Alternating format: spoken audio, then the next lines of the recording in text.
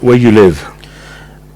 Are you asking where do I live? No, where you live. Oh, where I live. Yes. And what about where I live? Is do they use any green energy, like solar panels and stuff like that? Do they have any of that? Yeah, nowadays, because of the high cost of electricity, people have come up with alternative sources of energy. Yeah, including what you've just mentioned, solar energy. That's more popular. Okay. You design mtwangu power. Ni gali? Si gali sana, lakini serikali ilifinya wakaweka regulations kabla weke solar panels kwa nyumba. Ni kama lazima upate approvals. Si tuongee na mtu anajua a bit about all this. Yeah, acha tuone kama atatu convince that we are doing better than we were many years ago. PS mwenyewe, Principal Secretary. Yeah. State Department. Yes, indeed. Alex Wachira. Yes, indeed. Principal Secretary, State Department of Energy, mtwangu Power and Development. Hiyo kabisa. Karibu bwana PS. Good to have me here. Karibu. This beautiful chilly morning. Yep. It's chilly, yeah? Yes, quite chilly outside there. I could use a fireplace now, some logs, and you put more logs into the fire. And then you pollute. That is why we are here. Yes, logs are pollute. Clean cooking. You see green? No, that is not green. That is contributing to carbon emissions. And it is also not very good for our environment. Yeah. And leave alone environment, even in terms of contributing towards the air pollution in the house, which has actually heavily affected women. The tradition, Jeff, at least Igunza will understand. If you go to where I was born, and we were using firewood, and when you use firewood, you contribute to a lot of air pollution in the house, and that leads to a lot of respiratory diseases. Right. Actually, Jeff, 68% of our Kenyans are still using that old technique of cooking. And what we aspire to do in the next about 4 or 5 years is to move a majority of our Kenyans from using wood fuel to at least modern jikos, biogas, electric cooking. Nice. And that is why we are incentivizing using a program we call COSAP. COSAP is a Kenya Off-Grid Solar Access Program that we are targeting households in far-flung communities. Wachira, 14 counties of underserved counties.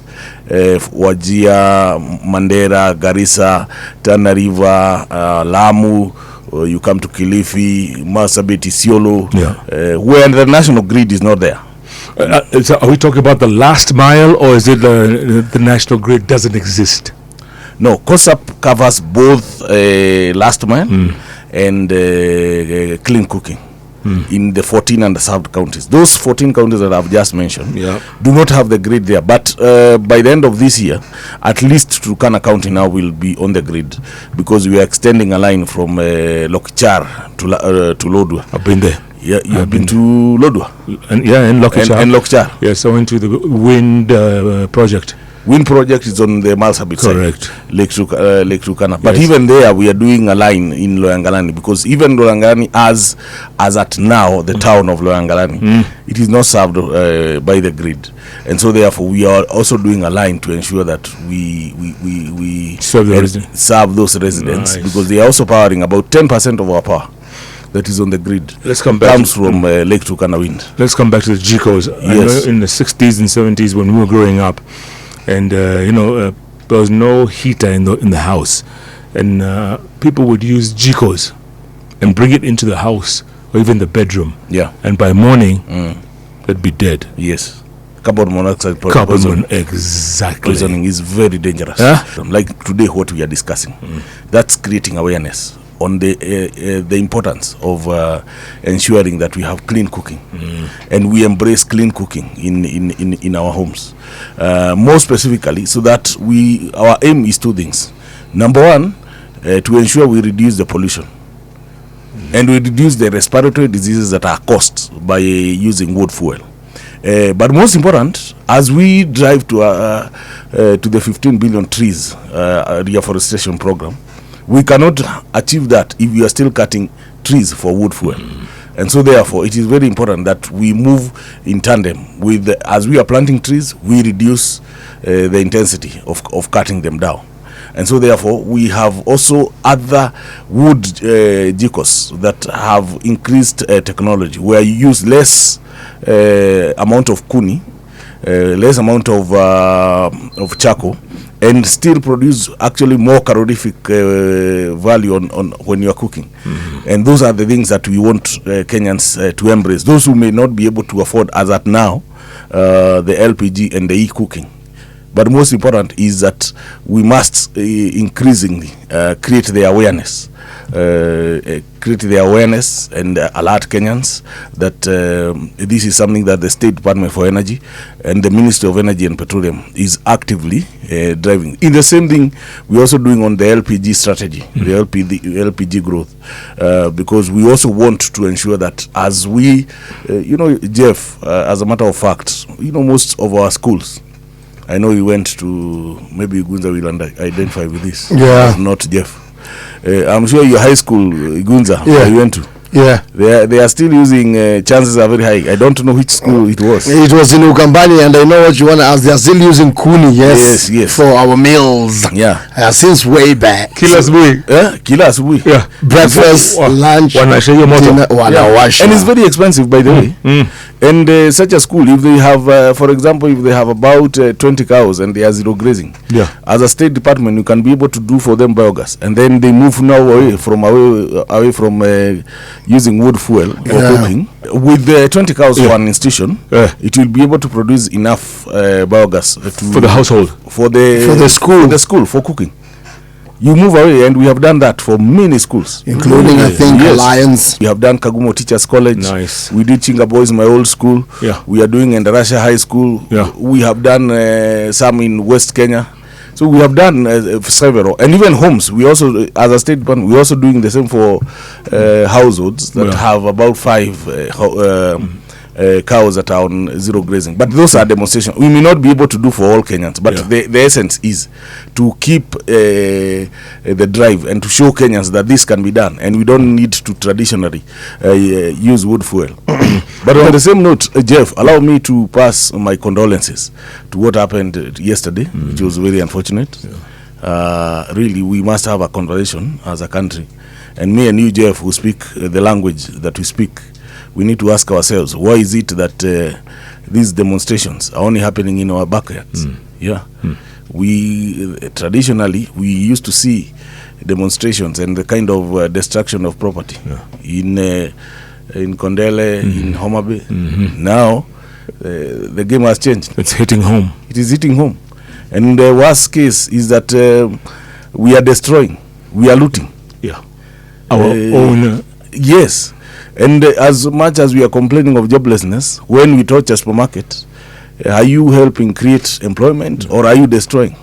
So therefore, we cannot build a country when we are destroying. And it takes a lot of time to build anything. Today, if you decide to touch a building, it will take you seconds. But to build it, take you a lot of hours, man hours, a lot of resources. So we need to have a conversation. And those of us who speak the language, me, you, and I, do speak, we need to call ourselves for a meeting. It is right for us to demonstrate.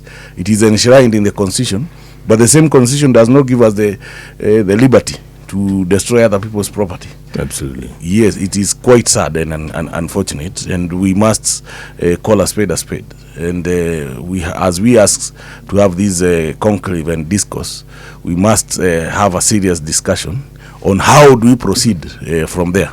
Because for me, I think we are at our lowest. What we are seeing is destruction of people's property, which is quite unfortunate. Yeah. And Jeff, I cannot afford to not talk about the stock market because I'm a stockbroker. When we are talking of all these issues, the negative vibe, there is positive vibe happening in the stock market. Actually, the bullish trend that is happening in the stock market was last seen in the Kibaki era. If you look at the kind of price gains that have happened, if you look at your business daily today, you will see that at one point within the last 52 weeks, KCB has traded at 17 shillings. Yesterday, it traded at 47 bob. Come to 22. Yes. So if you look at KPLC, by the time President Ruto came to power, KPLC was trading at 1 shilling 73 cents. Today, 11 bob. There is positive vibe happening. How does that happen as a stockbroker, where we have political unrest in the country, yet activities at the boss are actually being seen taking an upward trajectory? For me, I see it on two ways. When you go out there, the kind of positive vibe that foreigners do have for Kenya is quite high.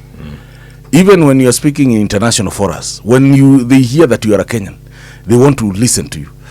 First of all, for example, in energy alone, 93% of our power is green. That is what white man wants to hear, and they want to see green energy production, because of course what we are experiencing as climate change is because of the pollution that has happened over the years, and that's why we are talking of energy transition. So we have positive stories and people seeing us on the positive light when they are outside Kenya, and they see the opportunities in our stock market when they are outside, and that's why you'll see all the time you have more foreign participation in the stock exchange than local participation. That is number one. Number two, the increased saving from NSSF, Kenya, and as a matter of fact, I don't know, Iguza, if you know this, and Jeff, as a matter of fact, because Ugandans and Tanzanians save more than we do in their contribution, in their salary. The book for NSSF Uganda and the book for NSSF Tanzania is much bigger than Kenya, despite the fact that Kenya's economy is the biggest of them all. But it's because of the saving culture. So when you combine our own books, you combine the disposable income that Kenyans do have, all that money is ending up in the stock market. And then now, what is happening now with the touching of property? You will hear investors talk that cash is king. Because when you see demonstrations happening, you want to stay with your money as liquid cash. You fear investing, and that is why as we have this conversation, we must also urge our youths not to touch property, because when I am an investor and I see a supermarket going up in flames, then I am afraid of going somewhere to invest. So then I stay with my money in liquid form. So I'll either put it in a fixed deposit, or I'll put it in the stock exchange, and that is why now you see a lot of activities on that side. But that doesn't help in creation of jobs. How come you're not making any noise about it? We don't hear about these things anywhere. You have a big team here of 3 people. I'm sure there's another 30 people in the office.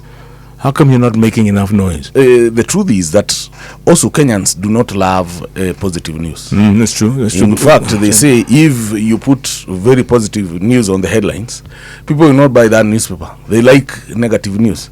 And today, if you look at all the business, all the newspapers, even news. Remember, in the Kibaki regime, we used to have KTN would bring a small section on how the market was performing. Citizen would do the same.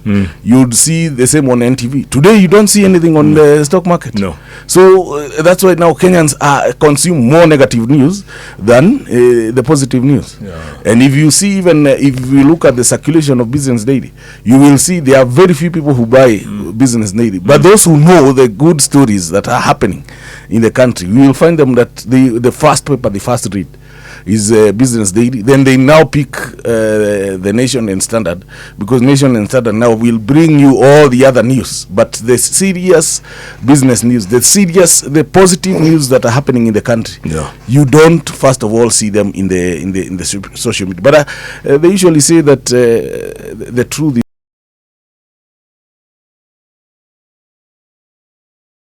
is a lazy. By the time it is waking up, bad news and false news have gone the world 6 times. So maybe that's the reason. And the train has left the station. What counties are you targeting with this particular energy project, which is actually aimed at ensuring that there is improved electricity access in far-flung areas of this nation? Let me start by saying that COSAP is a program that does 2 things. Number one, standalone home systems, clean cooking, and also off-grids. Why off-grid? There are about 14 counties that are not served by the main grid that you and I do enjoy. Turkana. You start with West Pokot. West Pokot. You go to Turkana. Yeah. You go to Marsabit. Marsabit. You go to Isiolo. You go to Samburu. Then you go to Mandera. Wachira. Garissa. Lamu. Tana River. Parts of Kilifi. And parts of Narok are still benefiting from COSAP. Those are areas that have minimum. Of course, Narok has the grid, but there are still some places that do not have the grid. Kilifi also has the grid, but there are still areas where taking the grid is too expensive. So what are we doing?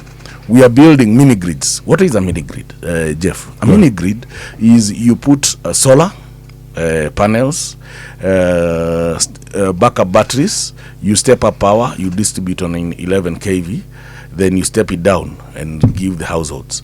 So that is what we call an off-grid, a mini grid. Then you have the standalone solar systems, because the mini grids we are doing in those small satellite towns in those counties that I've mentioned. Then there are still people who are staying off even when you build the mini grid. And you know those counties that I've mentioned, they actually constitute 72% of the land size of Kenya. Ooh. So even when you do the mini grid, you still have, if you are to pull power to all the people, you have to use a lot of resources. So that is why now we are also incentivizing the standalone solar systems. So we have about 18 companies that are listed with us, and for their own, the purpose that they have is sell as much solar panels as possible to those people who we cannot be able to have take power to. And then you're also selling those panels at a subsidized cost. Again, when they do that, we're also telling them the clean cooking GCOS, the clean cooking technology, you also incentivize and give. So that is the program that we are having. So it is two-flanked, both electricity and clean cooking. And how cheap or affordable is this source of power compared to the kawaida power we have in the national grid that is targeted through your project? Let me say this, that this power costs the same. Is it the same? There is no difference between you getting power. For example, if you look at Wachira, you go to a town called Eldas, the price of power that you will get is the same price that you are buying when you're in Nairobi or when you're in Kirinyaga or when you're in Kisumu. There is no difference. Yeah. Okay. But now for the standalone solar systems, we incentivize with a certain percentage that makes it affordable for those communities, because they are also a little bit, they are marginalized and also have low income. Yes. Does it still apply that you need to secure permits for you to actually be allowed to install solar units? No, for those counties, you don't require the permit. The company already has the permit to distribute. So you don't come to us to ask for a permit. Yeah.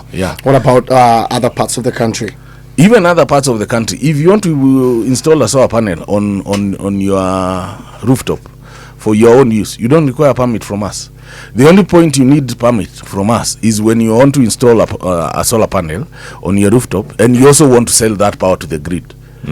Then that one you have to have a conversation with you. Right. But if you are just putting up for your own use, we allow you to. Yeah.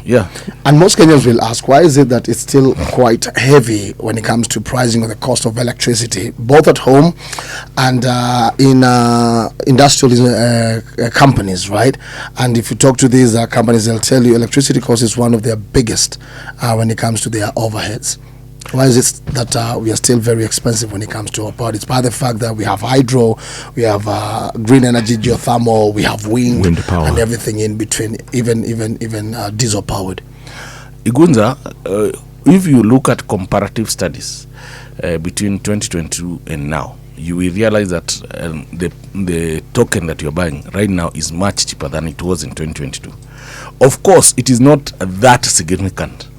But for us to lower the cost of power significantly, we need to bring on board more power generation from more renewable sources. And that is why, if you looked at 2 or 3 weeks ago, we were in Jaramogi Oginga Odinga University. We are having a conversation on we need to inject into the grid as much power as possible to allow for industrialization. And one of the sources of power that we are looking to bring on the grid, other than geothermal, which will be cheaper, is also nuclear power, because for us to industrialize. And Jeff, you are in this country long enough. Today, we are importing 200 megawatts from Ethiopia. Tanzania is also importing 100 megawatts from Ethiopia, wheeling through the Kenyan system. It is right now we are talking about this. We are celebrating that Ethiopia are celebrating that they are selling to us power, but it was not a journey that they started yesterday. The PPA that we signed that allows us now to import power from Ethiopia, we signed in the year 2010.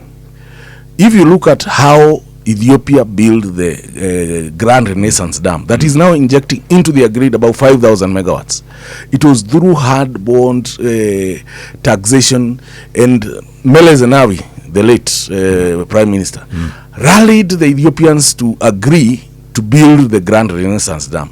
Today, because they agreed to that vision, they are celebrating. For us, Kenya, now we need to inject into the grid another 3,000 or 4,000 megawatts within a short period of time, not more than 7 years. That will allow us to have a lot of industrialization, and it will also help us now significantly lower our cost of power. What do we have right Remember, right now, our power is not subsidized. What do we have right now in terms of capacity? 3,300 megawatts. And our peak demand is at 2,325. Even amidst all this noise, last week we recorded the highest peak, 2,325. Amidst all this noise, when I became PS, our peak demand was 2,149 megawatts. So we are still, amidst the noise, we are still seeing growth in terms of energy demand. Yeah. But we are working very hard to ensure that but as the power demand grows, so do our generation grow, so that we can be able to meet the energy needs. But we must have a robust, ambitious plan to bring more cheaper power. And that is why I talked that I said we are also looking at bringing on board nuclear power. Jeff, you have been to the US. Yes. You know very well how well they have done with nuclear power. If you look at UAE, nuclear power. If you look at France, nuclear power, because you bring power that you are generating at 2 or 3 US cents, then you now start learning, because our average generation cost right now is 10 US cents. That's generation cost. That's about 13 bob. Generation. You have not transmitted that power, you have not distributed. So when you cumulatively put all those costs, you realize that we are in the range of around 18 bob. For us now to calm down, to allow for industrialization, we have to bring on board lower cost of generation. And that is why we are also increasing geothermal. We are at Paka and Silali. We are at Menengai. And soon GDC is opening up a field in Suswa, so that we increase generation. And for us, geothermal, we are targeting to bring on board geothermal at 6 US cents. Wind and solar at 5.69 and 5.89. If you're able to bring generation at that cost, and now we bring on board nuclear at 2 US cents or 3 US cents, then the cost of generation comes down. That will now allow industrialization. It will help us now increase the job opportunity for our youths. At the same time, will we be able to sell, because that's excess electricity, right? Can we sell to our neighbors? Yes, definitely. You know, Kenya belongs to the Eastern African Power Pool. The Eastern African Power Pool is made up of 13 countries, from Libya, Egypt, Sudan, South Sudan, Ethiopia, Djibouti, Somali, Kenya, Uganda, Tanzania, Burundi, Rwanda, and DRC. Those are the countries that belong to the Eastern African Power Pool. Right now, what we are trying to do is increase the transmission lines across. And Kenya, I can tell you, Jeff, we are also pitching to be the system operator for the Eastern African Power Pool. That means that the control of that Eastern African Power Pool, the trading more will be done from Nairobi. And that those are increased opportunities for our youth. But the most important is that in December last year, we opened up the line between Isinya and Merueshi in Tanzania. That is now allowing, it can push up to 400 megawatts. And that line is meant to move all the way to Zambia.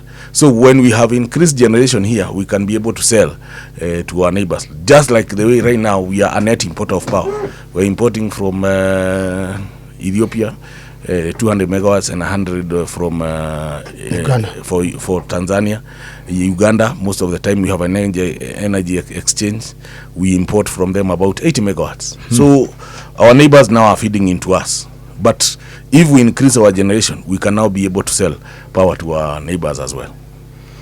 Bottom line, are we in a good space now?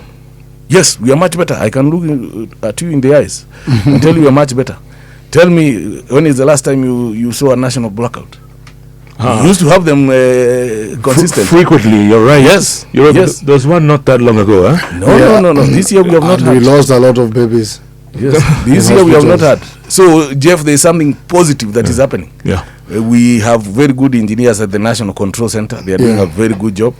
There are some things that we saw and we changed. We are opening up the transmission lines. And Jeff, even as late as last year, you know very well, we're also trying to open up your village. There's a line we are trying to build from Gil to Thika, Malaa, Konza. Nice. So that we can have a lot of adequate power around the Thika area. Beautiful. We're also trying to do another line from Menengai or Kalau to Rumuruti. Then we do another one to Keringet, Chemosit. So there are positive stories that we are doing in terms of transmission, opening up the country. And that is where you are seeing a lot of stability.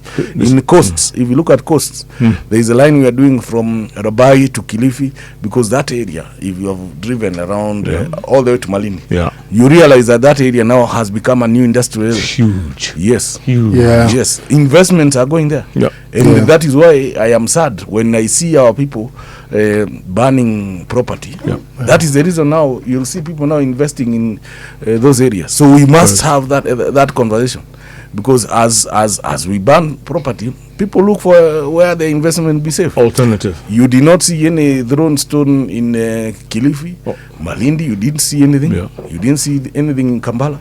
Mombasa was largely quiet. Kisumu was largely quiet. So investment is going to follow where there's calm and the environment is conducive. Exactly.